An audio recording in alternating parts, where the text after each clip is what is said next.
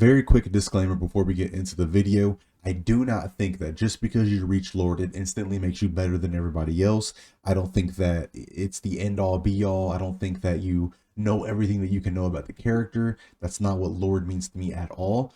Secondly, if you Lord farm by using Discord servers or any other cheap tactics, I believe that you are actively harming the game and ruining the perception of what it is to achieve Lord. September 12th, 2025, Season 4 of Marvel Rivals dropped, and with it came the 11th Vanguard, Angela. Now, 3 days later, Sunday night, I achieved her Lord status after roughly 23 hours of playing her. In today's video, I want to go over my experience playing Angela.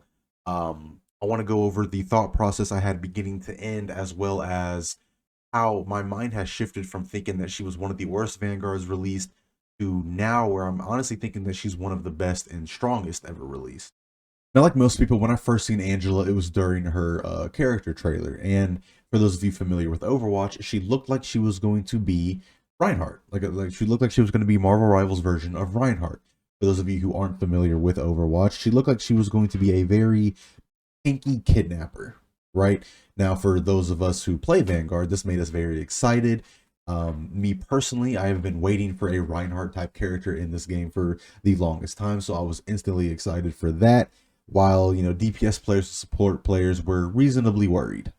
To make it even more excited, she permanently flies, and honestly, in all of the games I've played, I have never seen a tank permanently fly, so this was exciting. It was a new play style, and ultimately just something new for us to learn. Now, the second time I seen her, we all seen her, was during the streamer showcase, and I knew right away that they were going to ruin the perception of this character. Because again, first impressions matter, and for a lot of people, this might have been the first time they seen her. I watched everyone. I wanted to live through these people who had access that I did not have. So I watched every live stream, I watched every VOD, I watched every indie video that they came out with. I wanted to experience everyone's perception and really get a feel for how everybody felt about her. One thing I quickly noticed was that not a lot of people were really experimenting with her. Now, I'm not going to say all of them, you know, because some people did sit down and test certain interactions, but as far as her kit goes in game, maybe it was because of time constraints, or maybe it was because a lot of them didn't care to play against bots like some people did, but for the most part, they didn't experiment with her kit itself.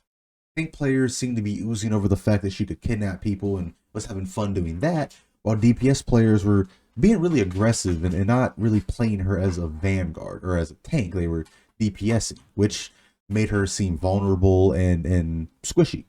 For going through all of this and experience and all this, I also realized that there was one part of her kit that was really underutilized, and that was her axes. So I left these videos and these streams thinking to myself, there was no point in pulling them out.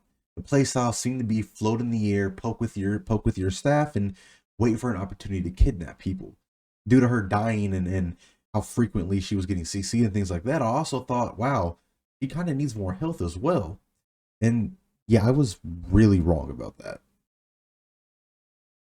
So in the first hour or so of me playing her, I wanted to experiment with different button configurations. I wanted to see if there was any way that I could make her kit feel more fluid and more comfortable for me. I did come across some wacky stuff that, you know, worked for me personally, so I do recommend that you guys go into the training range and just mess around and see what feels good to you guys. Like for me, I made the primary L2, and then the or no, my fault. I made the melee L2 and the primary R2, and then I put the charge ability and then the divine zone on the analog stick. So, you know, there's just things you can do to make her feel better. I also play on 500 sensitivity. This just helps me better control her movement during flight, because I know that also is going to be a learning curve for a lot of people. You know, better, you know, getting used to the movement of flying with the tank, and also redirecting your charges when you have people pinned and things like that. So, well, after I got all of this worked out, I wanted to really experiment with the areas less explored, that being the axes and the shield. I wanted to see if there really was any reason to utilize these parts of her kit, or if they were genuinely just undertuned and weak. So early on, I noticed that I was using her shield like a main tank would, solely to close the distance and to fall back with it. Likewise, I used the axes solely to brawl the other tanks. I wanted to see if she could hang and keep up with them in combat. And I realized that doing this was really selling Angela short. Even though I felt it not working the best, I still kept doing it. I wanted to be the one to crack the Angela code, and I thought if I could keep at it, I would eventually by doing this. I kept doing this, and it made me think that, wow, she really does need damage and more health. She needs buffs. But then a little bit down the line, I made a really big comparison, and that's that she plays like Captain America. Anyone who knows me knows that I love Captain America, and for the longest time, I thought he was the strongest Vanguard. Angela does exactly what he does, but better. You lurk. You lurk, you wait for opportunities, and, you know, every now and then you force a cooldown, you bounce between health packs. It's all the same stuff. The difference between Angela and Captain America is that Angela can force those openings to happen, where Captain America has to wait, maybe, you know, put himself at risk by fighting or dueling a squishy or whatever the case may be. She can straight up reposition you and move you to create that opening. And the same way he bounces between health packs, she can too, but she's faster at doing it. She has better movement, better speed, which all adds to her survivability, much like how Captain America does. Again, the same job, but she's just better at it than him. She creates the openings he waits for. Your targets are the same, but she can also get flyers. You guys still bounce between health packs, but she has better movement and far superior speed. So, at a certain point in time, I started thinking, oh, okay, well, I'm decent at Cap. I like Cap. I know how to play Cap. I'm going to start playing her with the mindset of Captain America. Now, with that in mind, tell me if this sounds familiar. I went back to her shield and axes and really thought about them, and I realized you utilize the axes when you know you can get a kill. When you're about to confirm a kill that you know you can get, you whip out the axes, you fight in your judgment zone, and you get that kill. Similar to how you do your dives with Captain America. And then with the shield, you use the shield to, yes, gain attack charge, but also to block the CC if you can time it correctly, and to block the very big burst damage moments like ultimates or like some sort of Squirrel Girl spam or something like that. At least until you can reach cover, because if you're having your shield with her, you shouldn't be standing still. You should be moving in some direction. So in theory, you block, gain the attack charge, get behind a wall, or get an LOS of your support so that way they can heal you. Again, kind of like Captain America. I started working really hard on these two areas of improvement, and I started to notice something huge. Just like when you play Captain America, I was dying less. My 6 and 15 games started becoming more positive, 12 and 7, 15 and 8, things like that, and maybe occasionally I would go even. My KD was improving. Why? Because I started playing her different. I understood that the only time I should really be pulling out my axes to take a duel is when I know I can win, or when I'm in a one-on-one situation. I use the shield primarily to block big burst damage moments or crowd control that would really mess me up and stop me from moving or flying or whatever the case may be. And doing this after practicing this after enough time and getting used to the flight, I was surviving more. I was moving more. Things felt better. Now, day 2 going into day 3, this is when things got really interesting, because at this point in time, people started picking up on what her counters were.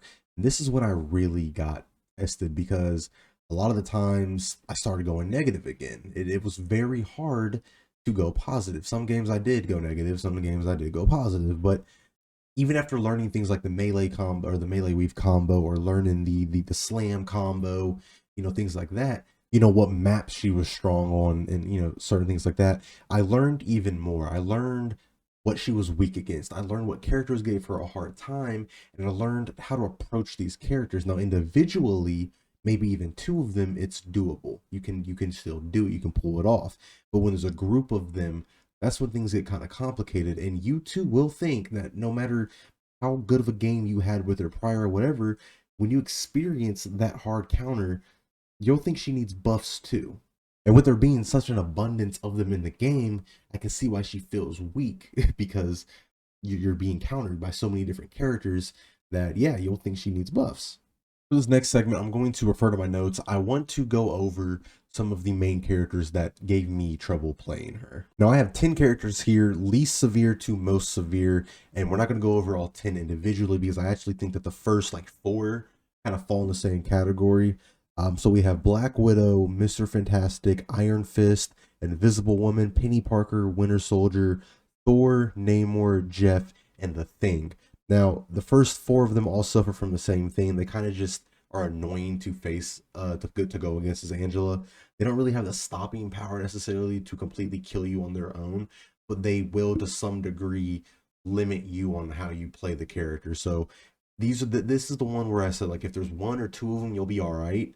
Nothing too crazy, but you know, with a group of them or with the other 6, yeah, that's when things start to become a problem. So my advice for facing like these first 4 is just, you know, stick with your team, bounce between health packs. Like, you know, I mean, normal stuff. You can play the character decently fine against them. It's just they're gonna counter you. They're gonna bump you out of the air every now and then. Specifically like Fantastic or Black Widow. Black Widow. It took one good Black Widow to really fuck up my day. So, you know, just be mindful of that. And Invisible Woman, you know, her ultimate really is going to mess you up too, but she can push and pull you, and that's going to throw you all out of whack. So just be mindful, but she doesn't really have the stopping power herself to follow up on that. So really, in theory, she's kind of vulnerable after doing that, but if she's with her team or whatever, then they can capitalize on pulling you out of position or pushing you out of position. So just be mindful of that. Now, as far as these last 6 go, we're going to get into greater detail. They fundamentally change how you play Angela. Penny Parker, for instance, zones you off. She forces you to take different angles and break the nest. And there's also the risk of you being snared or webbed up. You can't do a forward or frontal approach with Penny Parker's. Yes, you can swoop her out of the web, but the problem is that if you're trying to get a squishy or a support, you know, you're going to have to get through Penny and the nest and the support themselves. So the problem really lies that, yeah, she's not necessarily the hardest to get through. It's just the risk of you being snared and caught up in that web. Also, if you do just so happen to kidnap Penny or take Penny away, she also can just web herself back into her nest. So team coordination really helps a lot with this one. Destroying the nest before you go in and try to get anybody. Also, just being mindful of if she used her snare or not. So a little bit of cooldown management helps a lot when going against Penny as well. Now, when it comes to Winter Soldier, I really do wanted to put him. I wanted to put him higher on the list, but I just didn't really see that many of him early on. But he can fucking do it all. He can stun you. He can pull you. He can push you. He can kill you. He requires resource management or cooldown management. Like you have to know what he has, because he probably has something to some degree that will knock you out of flight, pull you out of position, push you out of position. He will have something on him to mess you up at any given moment. So you have to know, you have to pay attention to what he's packing. Again, the whole frontal approach thing doesn't really work well with him because he's just going to punch you or pull you. So again, work on those off angles, come in from the sides, come in from his blind spot, and you should be fine. Next up, we have Thor, and this one's a really special one. You cannot kill Thor in a 1v1. You might be able to, maybe, but if it's a good Thor, you're not going to kill him in a 1v1. Not only that, but his lightning zone gives you the grounded effect once you exit it. So yeah, if you don't know what the grounded effect is, you basically can't fly. You can't go in the air. You can't ascend, descend. You're just stuck on the ground as if you can't fly at all. So he's very dangerous, and the fact that you're not able to beat him in a one-on-one just kind of adds to the danger level that is Thor. Last thing I'll say about that is I think ultimately you're going to be wasting your time trying to 1v1 him. So especially if he's full health. So, you know, this is definitely a team coordination type of thing. You're going to want the help of your teammates, other DPS, maybe a pocket. So if you catch yourself in a 1v1 situation with a Thor, think about how to get out. Next up, we have Namor, and I think that he is in a controversial spot on my list. My whole thing with Namor is that in true dive or flyer fashion, you know, his squids are the problem. They will make sure that you never take a fight at full health.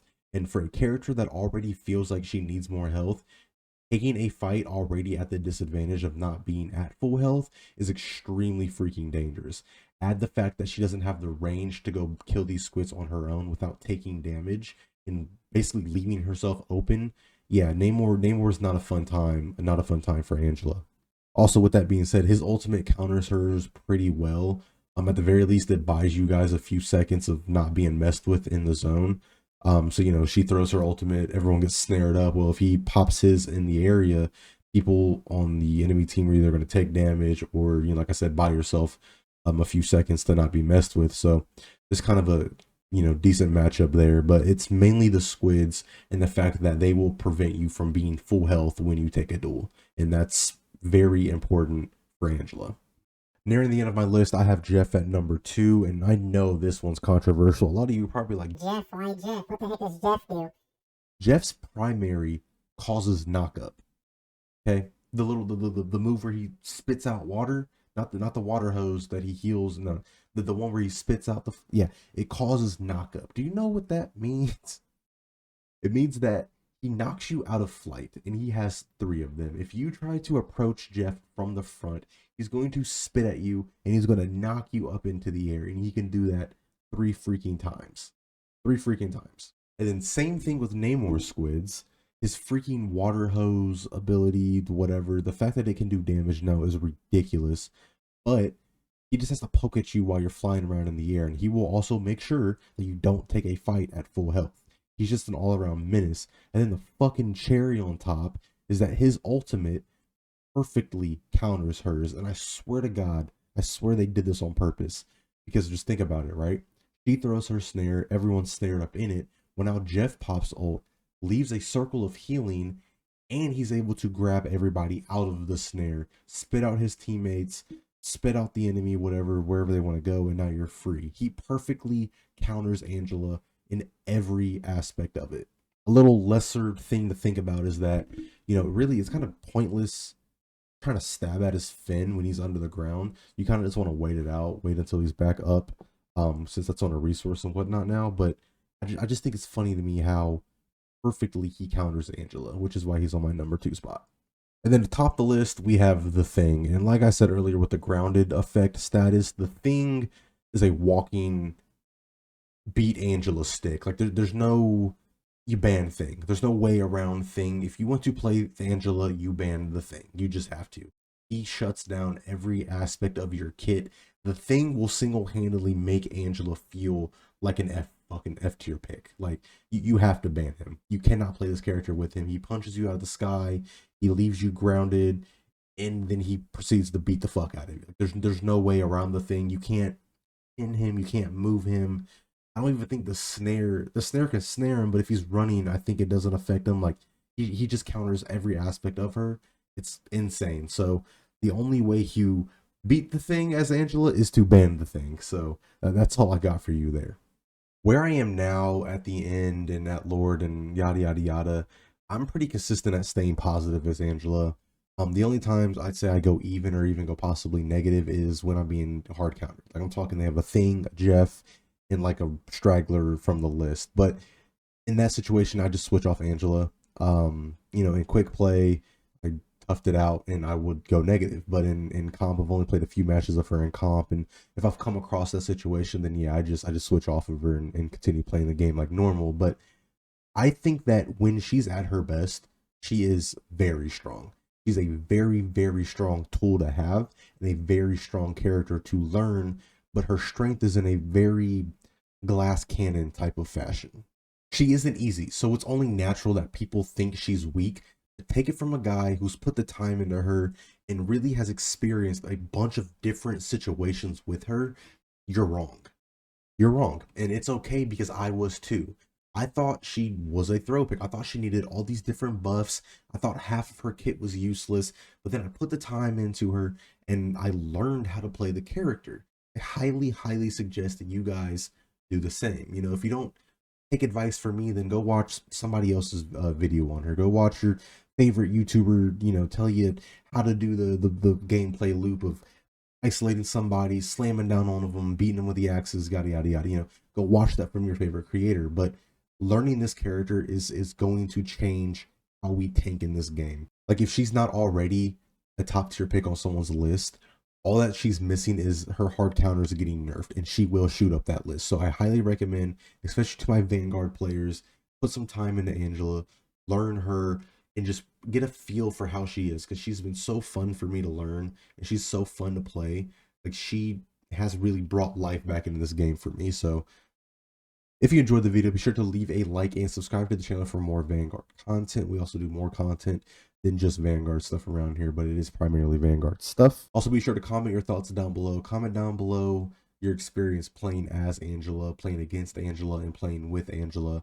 Love to talk to you guys all about it. And yeah, thank you guys again for your time. I hope that I somewhat better explained how this character works and better explain her strengths and weaknesses to you guys. I really think that she's something special, and I think that she's really going to change how we tank in this game. So yeah, I'm a big Angela fan, and I will be playing more of her. And yeah, she's gonna quickly rise to the top of my play time chart. So with that being said, I'm in the video here. Thank you guys again, and I'll see you in the next one.